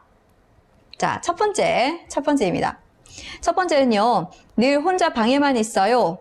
방에서 뭘 하는지 궁금하기도 하고 정말 불안해요 하셨습니다. 네, 맞아요. 아이들 늘 방 안에만 있죠. 예전에는 엄마 아빠 쫄래쫄래 따라다니고 예쁜 아이였는데 사춘기가 시작되고 중학교, 고등학교 가면 갈수록 아이가 방에서 나오지 않아요. 이 청소년기 아이들이 방 밖으로 나오는 시기는 딱 정해져 있죠. 먹을 때, 뭐 사달라고 할 때, 이럴 때만 나오잖아요. 자, 우리 부모님들 너무 걱정하지 마시고 아이를 믿고 기다려주는 지혜가 필요하답니다. 이 사춘기를 겪고 있는 청소년 아이들은요, 자기만의 공간, 자기만의 세계, 자기만의 생각, 굉장히 중요한 아이들이랍니다. 그래서 특히나 뭐 부모님이 싫어서 들어가겠어요. 뭐 가끔은 이럴 수도 있겠지만 대부분 그게 아니고 발달적으로 봤을 때 혼자 있는 시간, 혼자 생각하는 시간이 많이 필요하기 때문입니다. 그래서 평소와 다르게 사춘기가 되면서 방 안에 잘 들어가 있다 하시면 그냥 그럴 때가 되었구나 라고 생각하시면 되는 거예요. 그리고 안에서 뭘 하는지 궁금해하거나 불안해하기보다는 안에서 재미있게 잘 지내고 있을 거야. 하고 싶은 게 많은가 보다 라고 기다려 주실 거고요. 그 대신에 아이가 방 밖으로 나왔을 때는 굉장히 반겨주실 거예요. 나오면 뭐 먹고 싶은 거 없니? 간식도 좀 챙겨주시고 오며 가며 오늘 기분은 어떤지 학교에서 생활은 어땠는지 관심을 가져주시면 되는 거죠. 그래서 억지로 방 안에 있는 아이를 끄집어내기보다는 가끔 이 아이가 방 밖으로 나와서 얼굴을 비춰줄 때 환하게 웃어주시면 좋겠습니다. 예전에 저랑 상담했던 어떤 부모님이 그러셨어요. 아이가 방에서 뭘 하는지 너무 불안해서 문을 잠그고 있으니 더 불안했었대요. 그래서 문을 떼버렸대요. 어땠을까요? 그 아이는 어디 하나 몸 하나 피할 곳이 없었으니까 굉장히 불편했겠죠. 우리 이러지 마시고 아이의 프라이버시 지켜주시고 방 밖으로 나에게 왔을 때 반갑게 맞이해 주시고 이거 꼭 기억해 주세요. 두 번째 상황입니다. 핸드폰만 하루 종일 해요. 핸드폰으로 자해를 공유하기도 한다는데 안 좋은 걸 볼까봐 걱정입니다. 네, 부모님들 걱정 많으시죠? 아이들이 외부 활동을 하다 보니 핸드폰을 안 줄 수도 없고 핸드폰을 주자니 아이가 엉뚱한 걸 볼까봐 걱정도 많이 되시고요. 자, 청소년기쯤 됐다고 하면요. 자기가 궁금한 거, 혹시 친구들 사이에서 유행하는 거, 그게 19금일 수도 있고 굉장히 유해 사이트일 수도 있는데 아이들이 한두 번쯤은 반드시 봤다고 생각하시는 게 좋답니다. 그렇다면 우리가 너 봤으니까 그만둬 이렇게 할 건 아니고요. 우리가 개인 프라이버시는 굉장히 존중해 준다고 그랬습니다. 자, 청소년기 아이들한테는요. 핸드폰을 몇 시간 봤냐? 몇 시간 봐야지 무슨 요일만 봐라 이렇게 금지를 하고 규칙을 세우는 것 자체는 굉장히 의미가 없어요. 아이들이 집 안에 있는 시간보다 집 밖에 있는 시간이 더 많고요. 우리가 이렇게 일일이 쫓아가면서 하려면 핸드폰 다 잠궈버리게 되죠. 그래서 이렇게 간섭하는 건 썩 좋지는 않고요. 아이한테 일상적인 관심을 좀 많이 보여주시고 핸드폰을 했느냐 몇 시간 했느냐가 아니고 오늘 할 일을 다 했는지 학교에서 나온 과제는 잘 했는지 이렇게 일상적인 생활을 제대로 하고 있는지를 살펴봐 주시는 게 더욱 좋답니다. 그리고 중고등학교 가면 공부할 것도 많고요. 학원도 많이 가야 되고요. 수행평가다 시험이다 뭐다 해서 그 일상을 제대로 유지를 하려면 애들이 굉장히 바빠요. 그래서 그 일상을 제대로 수행을 하면 사실 핸드폰을 하고 게임을 하고 하는 시간은 그렇게 많지는 않을 거예요. 문제는 아이들이 이런 일상적인 행동들을 하지 않고 오로지 핸드폰에 몰두하고 게임에 몰두하는 것 때문이거든요. 그래서 우리는 지금부터는 핸드폰 하라 마라 이런 거 싸우지 않을 거고 이 아이가 아침부터 저녁까지 자기 일상을 어떻게 잘 유지를 하고 있는지 해야 할 것들을 잘 하고 있는지 여기에 관심을 두시고 이야기를 해 주실 거예요. 자, 부모님들. 아이들이 핸드폰을 사용할 때 부모님들이 걱정하시는 게 SNS를 통해서 안 좋은 일을 겪을까봐 굉장히 걱정되시죠. 그래서 물론 학교에서 아이들한테 SNS 사용하는 방법, 인터넷 사용하는 방법, 인권, 윤리 이런 거 굉장히 많이 배웠겠지만 부모님들께서도 한 번쯤은 인터넷상에서 어떻게 활동을 하는지 서로 간의 예의를 어떻게 지키는지 꼭 한번 알아봐 주셨으면 좋겠습니다. 그 중에서 제일 중요한 거는요. 인터넷상에서 내 개인정보를 유출하지 않을까. 아이들이 님 너무 좋아요, 멋있어요 하다 보면 나도 모르게 주소, 학교 이름 이런 거 등등 막 줘버리게 되거든요. 그럼 나중에 이게 이상한 형태로 나한테 돌아올 때가 있어서 개인정보를 알려주는 건 절대 금지. 또 요즘 아이들은 신체를 촬영해서 주고받는 것도 굉장히 많죠. 처음에는 재미로 손 한번 찍어주고 발 한번 찍어줬는데 어느 날 더 많은 노출된 사진을 요구하고 협박을 당하는 아이들도 굉장히 많습니다. 그래서 신변 노출을 하지 않는 것과 더불어 내 몸을 찍어서 보내주는 것도 절대 금지라는 것. 그리고 금전적인 거래도 절대 금지라는 것. 혹시 이런 데서 문제가 생기면 반드시 부모님께 도움을 요청하도록 그렇게 알려주시면 좋겠습니다. 세 번째 상황입니다. 자해를 한 흔적이 있어요. 어떡하죠? 네, 굉장히 무서우셨을 것 같죠? 어느 날 봤더니 모르는 화상 자국이나 멍 자국이나 긁힌 자국 이런 것들이 있었던 거죠. 그래서 부모님이 굉장히 놀라셨을 텐데, 자, 우리 지난번에 대처 방법할 때 배우셨죠? 부모님이 가장 먼저 하셔야 되는 건 침착함을 유지하셔야 된다는 거예요. 침착한 상황에서 이제 아이에게 접근을 하셔야겠지요. 근데 처음부터 와가지고 너 그거 팔에 그거 뭐야? 이렇게 취조하듯이 물어보면 애들이 대번에 감춰버리게 된답니다. 그래서 내가 얼마나 걱정하고 있는지를, 얼마나 놀랐는지를 알려주실 텐데 조금 안정된 톤으로 하도록 하겠습니다. 누구야? 아까 보니까 다리에 뭐 긁힌 자국이 있던데 많이 아팠을 것 같아. 왜 그렇게 생겼지? 어디서 그렇게 생긴 상처인 거니? 라고 물어봐 주시는 거죠. 그리고 애가 말을 얼버무리고 넘어갈 수도 있어요. 그럼 이제 부모님은 더 불안해지시겠죠. 그럴 때는 내가 걱정하고 있으니까 얘기를 해주면 좋겠어 라고 얘기하셔도 되고요. 그럼 지금 얘기가 힘들면 나중에 해줘도 돼. 혹시 요즘 학교에서 힘든 일 있거나 그러면 꼭 나한테 얘기해줘. 그래서 아이가 우리 부모님이 나한테 관심이 있구나. 이 상처가 어떤 건지 지금 걱정을 하고 있구나. 이렇게 알 수 있도록 언지를 주셨으면 좋겠습니다. 그리고 분명히 아이는 조금 시간이 지나면 부모님께 와서 사실은 내가 어떤 힘든 일이 있었습니다. 라고 이야기를 시작하게 될 거예요.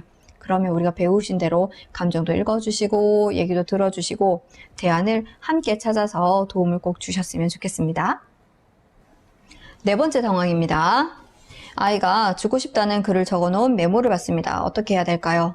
네, 부모님이 정말 깜짝 놀라셨겠죠.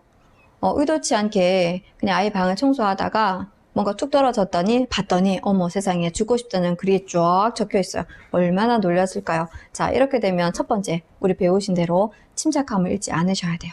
그리고 아이를 만났을 때 이 상황에 대해서 반드시 물어보고 해결을 하셔야 되는데, 부모님들 중에는 굉장히 놀라서 굉장히 직접적으로 물어보시는 분도 계시고요. 어떤 분은 그 뒤에 일어날 상황이 너무 걱정돼서 빙글빙글 돌려서 얘기하다가 도저히 아이랑 대화를 못하는 경우도 있답니다. 그래서 여기서는 솔직하게 얘기하실 거예요. 내가 오늘 방을 청소하다가 노트가 떨어져서 정리를 하려고 하다 보니 나도 모르게 메모를 봤어. 근데 거기에 주고 싶다는 글이 있어서 사실은 나는 너무 놀랐단다. 이렇게 아이를 비난하거나 질책하는 게 아니고 그 상황을 얘기하시고 내가 정말 놀랐다는 걸 전달해 주시는 거예요. 그리고 나서 아이한테 물어보셔야겠지요. 뭔가 힘든 일이 있는 것 같은데 정말 힘들었구나. 자, 무슨 일이니? 라고 물어보시고 아이랑 대화를 통해서 문제를 해결하셔야 됩니다. 여기서 제일 중요한 거 부모님이 윽박지르거나 아이를 비난하거나 야단을 치는 게 아니고 아이의 힘든 상황을 수용해 주는 거예요. 네가 정말 힘들었구나. 내가 너의 마음을 읽고 있어. 내가 너를 도와주고 싶단다. 너는 혼자가 아니야. 너는 나한테 정말 소중한 아이란다. 이런 사랑의 메시지 꼭 전달해 주셨으면 좋겠습니다. 다섯 번째 상황입니다. 얼굴이 늘 어두워 걱정을 했는데 하루는 방에서 엄청 울었습니다. 그런데 아무리 물어봐도 말을 하지 않아요. 그러다 나도 모르게 버럭 화를 내고 말았습니다. 아이고, 이런 상황도 굉장히 많이 접해 보셨을 거예요. 처음에는 아이가 걱정돼서 내가 얘기를 해보고 뭔가 도움을 주려고 했는데 아이가 부모를 너무 거부하는 거죠. 이 상황은요, 부모님들, 아이가 아직 이야기를 할 준비가 안 되었다는 뜻이에요. 이야기를 하고 싶지 않을 수도 있고 준비가 안 돼서 못할 수도 있어요. 그래서 지금은 다그치고 채근하게 되면 이렇게 부모님이 오히려 더 많이 화가 나서 아이랑 싸우게 되는 상황이 벌어지는 거예요. 그래서 우리는 여기서 잠깐 멈출 거예요. 우리 사춘기 특징할 때 아이들은 감정이 과잉된 상태라서 뭘 더 하기보다는 멈추는 게 정말 중요하다고 제가 말씀드렸었죠. 네, 이런 상황이 바로 멈춰야 되는 상황이랍니다. 그렇다고 해서 한번 무슨 일인데 이렇게 물어봤는데 말을 안 한다고 해서 흥 하고 가버리시는 건 절대 아니고요. 아이한테 나한테 다시 돌아올 수 있는 통로를 만들어주고 가셔야 되는 거예요. 내가 지금 걱정하고 있어서 너랑 얘기하고 싶은데 지금 아직 너는 준비가 안 된 것 같구나. 그러면 이야기를 하고 싶으면 그때 나한테 와. 나랑 같이 이야기하고 내가 도와주고 싶구나 라고 얘기를 하시는 거예요. 그리고 나서 밖에서 기다리셨다가 잠깐 있으면요, 어머니, 아이들이 감정을 다 정리하고 나면 어느 순간 나와서 그 얘기를 하기 시작을 하는 거예요. 그럼 그때는 이렇게 나와줘서 나한테 말을 해줘서 정말 고맙구나 하고 얘기를 듣고 함께 해결책을 찾으시면 돼요. 그런데 이렇게 잘 하시면 좋은데 꼭 부모님이 실수하시는 게 있어요. 아이 앞에서는 감정도 잘 읽어주셨고 그러면 감정 정리하고 나와라. 내가 기다릴게. 우리 얘기하자. 너무 잘하셨는데 방 밖에 나와서 내가 생각해봤더니 난 너무 억울한 거야. 아, 내가 뭘 잘못했다고 제가 나한테 이러지? 부모인 나한테 이러는 거지? 억울하셔가지고 그때부터 뒤늦게 화가 막 나신 거예요. 그래서 씩씩거리고 있었는데 아이가 기분을 다 풀고 나와서 이야기를 하려고 할 때 부모님이 이렇게 얘기하시는 거죠.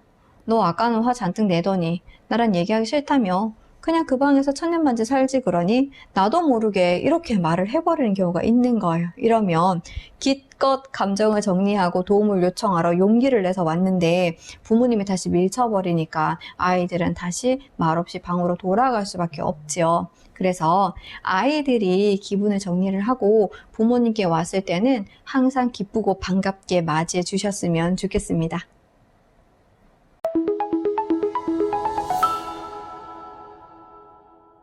여섯 번째입니다. 말이 점점 거칠어져요. 친구들과 쓰는 말인 것 같은데 집에서 써서 당황해서 저도 모르게 화를 내었답니다. 네. 예쁜 말, 고운 말 쓰던 우리 아이였는데 사춘기 거쳐서 이제 청소년기 되면서 말이 점점 거칠어지죠? 맞아요. 바깥에서 쓴 언어들이 그렇게 곱고 예쁜 언어만 있는 건 아니랍니다. 특히 또래 문화가 강화되는 이 시기에는 친구들이 쓰면 나도 모르게 그 단어를 쓰게 되죠, 아이들이. 왜? 동질감을 느끼기 위해서. 그래서 굳이 쓰지 않아도 되지만 왠지 써야 될 것 같고 이렇게 분위기에 휩싸일 때가 있답니다. 그런데 이런 상황이 발생하면 부모님들도 기분이 나쁘기도 하고 놀라기도 하고 그래서 가장 많이 하는 말은 어디서 그런 말을 배운 거야? 쓰지 마! 라고 얘기하시지만 우리 아이들이 어떤 아이들인가요? 사춘기라는 병을 겪고 있는 아이들이잖아요. 그래서 하지 말라고 해서 안 하면 참 좋겠지만 사실 그렇진 않답니다. 근데 부모님이 여기서 중요하게 생각하셔야 되는 건 이 아이의 모든 행동들을 통제를 하게 되면 오히려 더 튕겨져 나갈 수 있어요. 그래서 일정 부분은 인정해 주는 게 필요하답니다. 뭐라고? 욕하는데 인정하라고? 이런 생각 드시죠? 네, 어디까지 인정을 하냐 하면 이 말은 분명히 친구들하고 쓰는 말일 거예요. 그러면 그 말은 친구들하고 쓰는 말이구나 이렇게 일단 인정을 해 주시고 두 번째, 그 대신에 이 말을 친구들이 아닌 다른 사람들에게 썼을 때는 기분을 상하게 할 수도 있고 오해를 불러일으킬 수도 있어요. 그래서 그건 안 된다고 분명히 얘기해 주실 거예요. 뭐라고 얘기하실 거냐면 친구들하고 쓰는 말은 친구들하고만 썼으면 좋겠어. 집에서는 쓰지 않았으면 좋겠구나. 이렇게 해야 되는 것과 하지 말아야 되는 것을 구분해 주는 걸 한계 설정이라고 합니다. 그래서 아이들에게 감정이나 기본적인 욕구 이런 것들을 인정을 해 주시되 해야 되는 거, 하지 말아야 되는 거 구분, 한계 설정을 정확히 해주셔서 그 행동들이 일상으로 번져나가지 않도록만 해주시면 된답니다. 그런 말을 너무 못 쓰게 해도요, 아이들이 아우 답답해 라고 하기도 하고요. 친구들하고 어울릴 때 쓰지 못하다 보면 아이들이 너는 왜 그 말 안 쓰니? 넌 우리랑 다르구나. 이렇게 은근히 그룹에서 떨어뜨려지는 그런 기분을 느낄 수도 있답니다. 그래서 너무 제한은 하지 마시고 친구들하고 쓰는 말은 친구들하고만 쓸 수 있도록 그렇게 지도해 주세요. 일곱 번째입니다. 일곱 번째. 요즘 들어 친구들과 어울리는 일이 많아졌어요. 밤늦게 들어오는 일이 많아지고 친구가 입 없다면서 자기도 값비싼 브랜드 옷을 사달라고 졸라요. 어떻게 하죠? 네. 옷 굉장히 비싼 거 사달라고 할 거예요. 사실은 그거 하나 사줄 수도 있겠지만 사실은 그렇게 과하게 돈을 들여서 그 옷을 사야 되나 싶은 생각도 드실 거고 사실은 아깝기도 하죠. 그래서 우리가 이제 사준다 안 사준다 이런 거 가지고 싸울 텐데요. 우리 조금 전에 말씀을 드렸죠. 아이들의 욕구는 인정하되 되는 거 안 되는 거 구분만 해주시면 되는 거예요. 그래서 아이가 옷을 사달라고 할 때는 이렇게 얘기하시는 거야. 아, 그 옷이 입고 싶구나. 친구들이 다 입고 있으니까 너도 하나 필요하구나. 이렇게 인정은 해주실 거예요. 하지만 티 한 장에 몇십만 하는 그런 옷을 우리가 사줄 수는 없죠. 근데 여기서 대번에 너무 비싸서 안 되겠다 이렇게 탁 잘라서 말하면, 아니 앞에 내 마음을 읽어주더니 내 마음을 아는 것 같더니 이거는 무슨 소리지? 내 마음을 아는 거야 모르는 거야? 아까 했던 말은 진짜야 가짜야? 이렇게 생각을 하게 된답니다. 그래서 어떻게 얘기를 하냐 하면 나는 한 달에 옷을 얼만큼 쓸 수 있는 돈이 정해져 있는데 내가 그 정도는 도와줄 수 있어. 하지만 그 이외의 금액은 네가 부담을 했으면 좋겠구나. 용돈 모아서 사면 좋겠구나. 이렇게 해주셔도 돼요. 아이들이 처음에는요 쭈뼛쭈뼛하지만 생각해보면 괜찮거든요. 나한테 써야 될 돈이니까 그건 정해지고 그거는 받고, 이외의 것들은 내 용돈에서 충당할 수 있게. 이게 뭐냐 하면 아이한테 선택하고 책임질 수 있게 도와주는 거예요. 우리 아이들한테는요 스스로 판단하고 생각하고 결정할 수 있는 능력들이 다 있어요. 그런데 정말 신기하게도 네 용돈으로 써 이렇게 얘기를 하면 정말 쓸까요? 아니죠.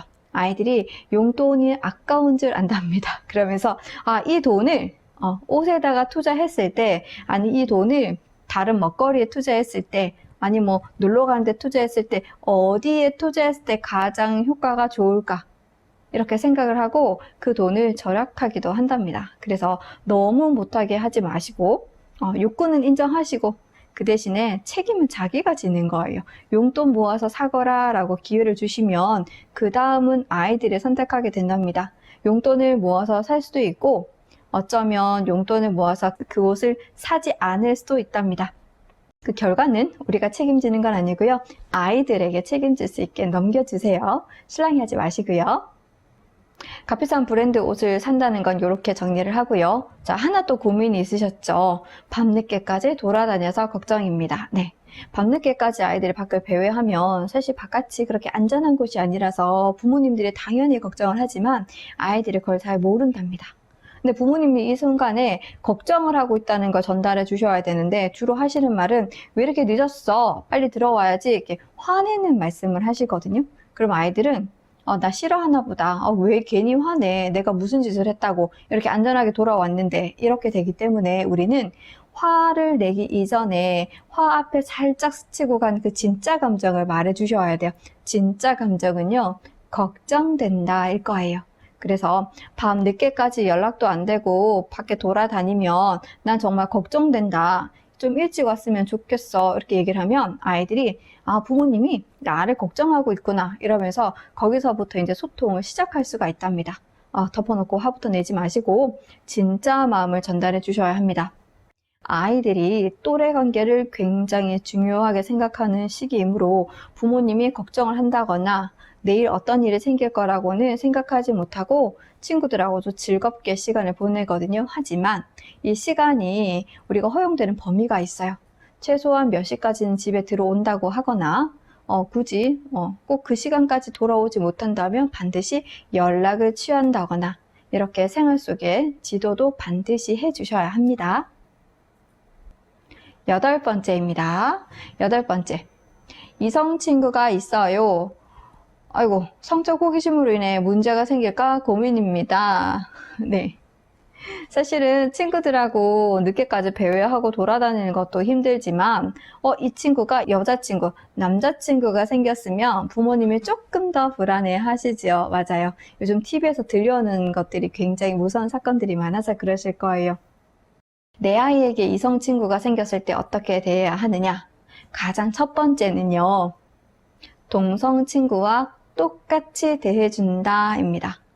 우리가 이성 친구네 라고 이렇게 딱 색안경을 끼게 보면 애들이 왠지 우리 좀 굉장히 특별한 관계인 것 같고 뭔가 좀 특별한 행동을 해야 될 것 같고 이런 착각을 하게 되는 거죠. 그래서 부모님은 마음을 조금 내려놓으시고 좀 편안하게 그냥 동성 친구처럼 평범하게 대해주시는 게 가장 좋다고 합니다. 그리고 동성 친구든 이성 친구든 대하는 방법이 그렇게 다르지는 않나요. 자기 일을 잘 해놓고 여가 시간에 친구를 만나서 취미 활동도 같이 하고 같이 이야기도 나누고 앞으로 진로나 꿈에 대해서 얘기도 나누고 나한텐 굉장히 이 힘든 시기 입시나 이런 걸 버텨줄 수 있는 좋은 동기가 될 수도 있답니다. 그런데 문제는 동성 친구랑 조금 다르죠. 이성 친구는.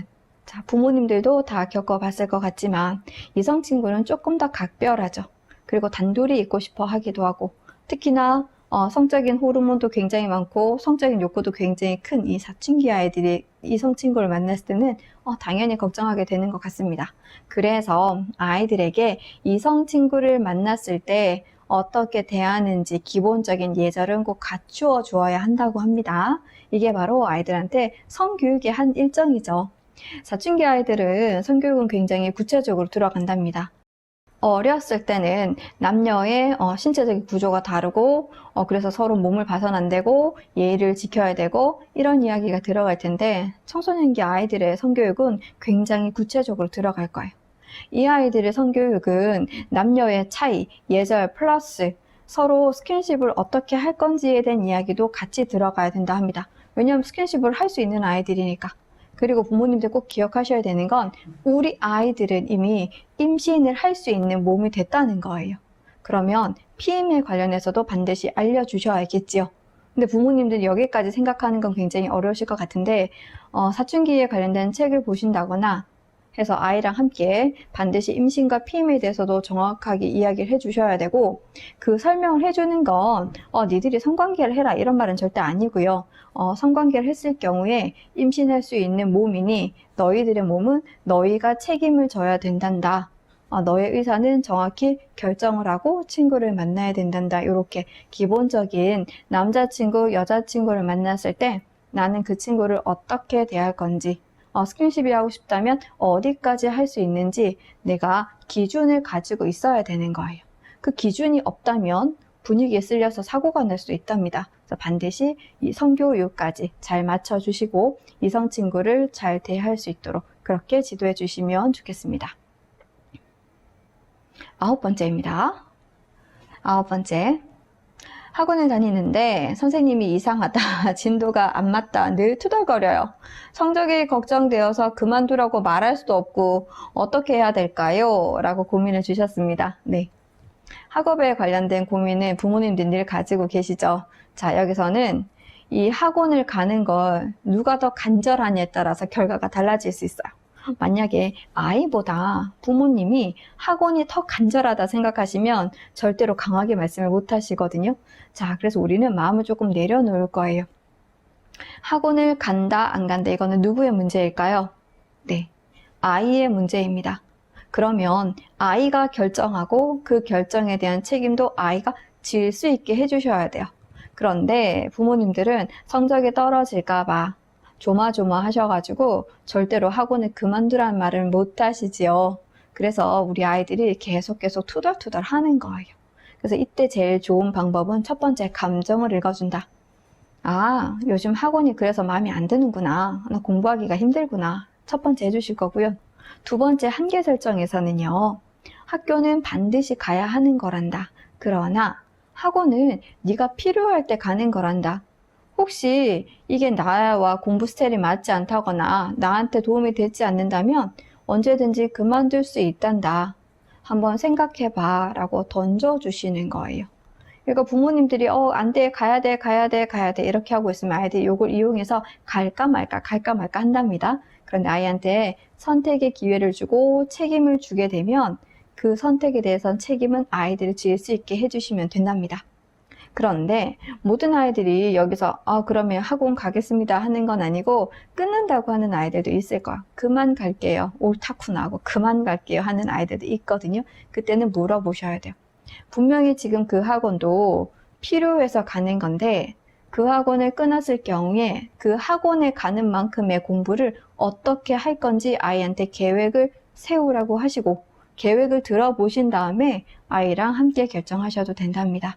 절대로 부모님이 학원을 가라 마라 하지 마시고 아이한테 선택의 기회를 주시고 책임질 수 있게 그렇게 지도해 주셨으면 좋겠습니다. 10번째입니다. 부모인 나에게 주먹을 휘두르려고 했습니다. 점점 공격적인 행동을 하는 것 같아 불안하고 걱정됩니다.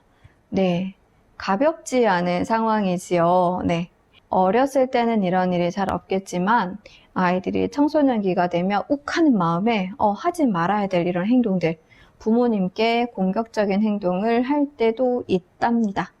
공격적인 행동을 할까 말까 할 때도 사실 굉장히 놀라는 게 부모님들 맞으시거든요. 자, 아이는 왜 이랬을까요?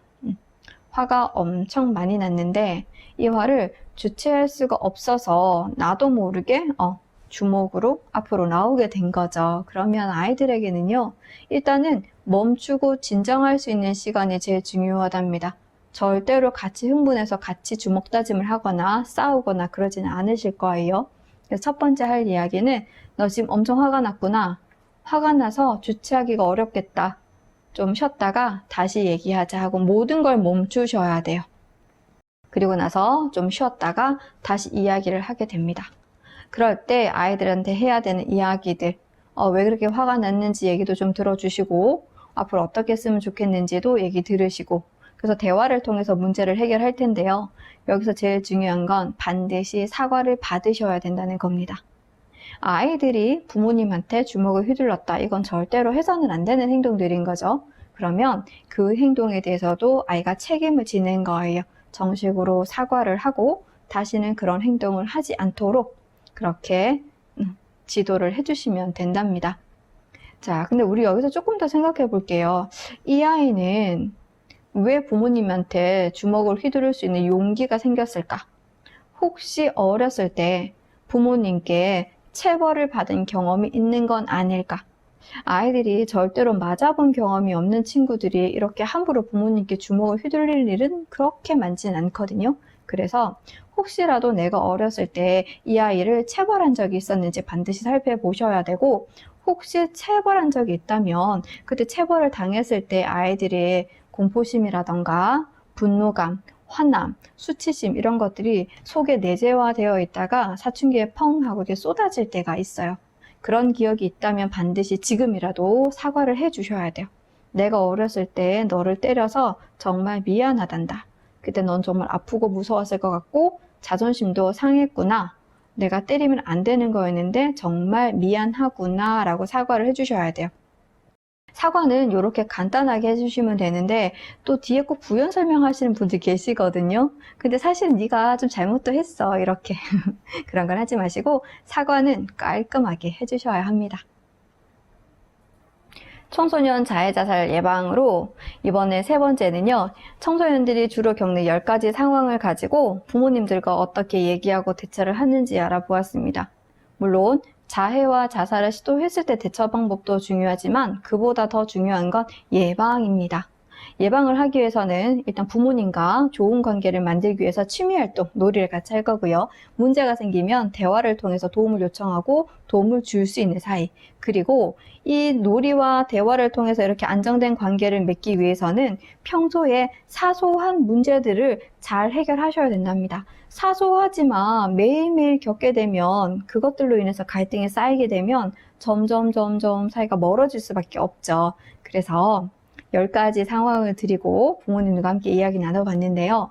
매일매일 아이를 만날 때마다 감정 읽어주시고 같이 대화하시고 되는 것과 안 되는 한계 설정은 반드시 정확하게 해주실 것. 그리고 그 선택과 책임은 부모님 몫이 아니고 아이들의 몫으로 나눠주세요. 아이들은 분명히 올바른 선택을 할 수 있게 된답니다. 지금 부모님 품 안에서 있을 때 올바른 선택을 하고 책임을 지는 연습을 충분히 해야지 이 아이들이 건강한 성인으로 자랄 수 있다고 합니다. 아이들한테 믿고 기다려주시는 부모님이 되시면 좋겠습니다.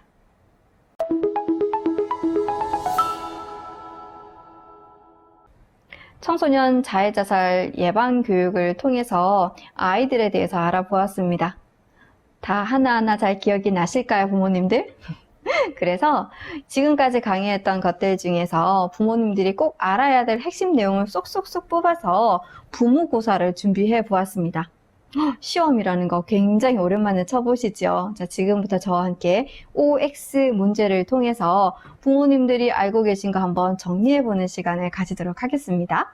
퀴즈 시작하도록 할게요.